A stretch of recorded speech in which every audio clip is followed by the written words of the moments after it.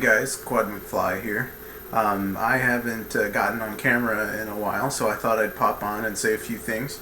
I've been flying these Tattu 1800 milliamp hour 75C batteries for a couple of months now, and I wanted to give my feedback on those, as well as the 2200 milliamp hour 25C batteries. If you've been paying attention to what I've been up to, I posted reviews of those to RC groups maybe about a month and a half ago, but those were kind of fresh out of the package, and I did some numbers testing on those, and I wanted to just give an update on my experience flying those, and I've really I've been impressed with them in a lot of ways. I talked in my review about the quality of the build, the fact that they provide extra heat shrink around the joints where it joins the battery. The balance cable comes out the opposite side from the charge cable, and one of the biggest things that I really was impressed with is the fact that it has aluminum plates here across the top and across the bottom. Now, that may not seem like a big deal, and you may think, well, why the extra weight? But I will tell you, in crashes and in just daily use, it is a huge deal. I have crashed this thing dozens of times, in fact to the point where that you can see a slight indentation in the metal plate, and this thing just keeps on kicking.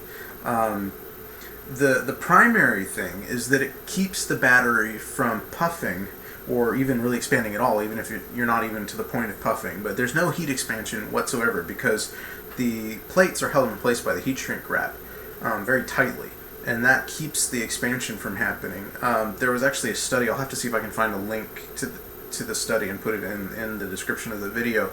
But the study actually showed that by compressing the battery and keeping that expansion from happening, it increased both the C rating and the longevity of that battery significantly. This was a study out of NASA, I believe. So that seems to be holding true. This after a month or so of flying, this thing is just holding up great and kicking hard.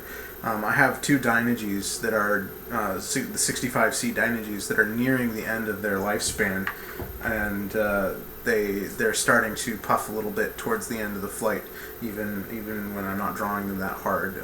But this thing is just kicking hard. Now, I've pushed those Dynagy's pretty hard, and it's been probably 4 or 5 months now that I've been flying them. But I think they're nearing the end of life. We'll see. I'll post another video at some point talking about where that ends up with this one. Now, I haven't been flying the 2200s nearly as hard, only a couple of times. I don't have that many quads that fly 3S anymore. But I have been very impressed. They hold up very well under 3S with the 5x45 bullnose props, and I'll try and link to a couple of videos of those flights in the description below as well. But those are a great deal. They're periodically on sale for $9.99 a piece. So if you're looking for a good quality a 3S 2200 milliamp hour that performs well above the rated 25C rating, I think I clocked it at close to 35C on my performance tests. That's they're, like I said, they're on sale often for $9.99. It's hard to beat that. Now these 75Cs are a bit expensive. They're almost $50 a battery, I believe, at the time of this video. But you can often find them on sale again, and if the 75C is a little steep for you, they make a 45C version that has also gotten very good ratings. I have not had one of those to test yet. I'm going to see if I can't get one of those to test and compare it to the 75C in terms of internal resistance and current delivering capacity, voltage sag under current load, those kinds of things. So we'll see how that goes, and if it all works out, I'll have one of those to test and report back to you as well.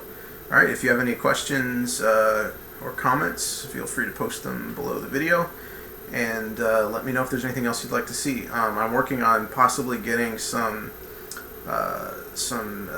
A-spec nanotechs to compare with this as well as some of the Lumineer 75C 1800 milliamp hour batteries as well. One more thing I do want to say, that these aluminum plates, you think they're heavy, but it actually hasn't increased the weight of the battery much at all. In fact, it's still lighter than the Lumineers, according to what I can tell. I don't have a Lumineer in hand, but the listed This is right on the listed weight, right around 200 grams, and the Lumineers are a little bit more. I believe they're right about 235. So we'll compare that, or when I get a chance to get my hands on one of those. Thank you for watching, and we'll see you next time.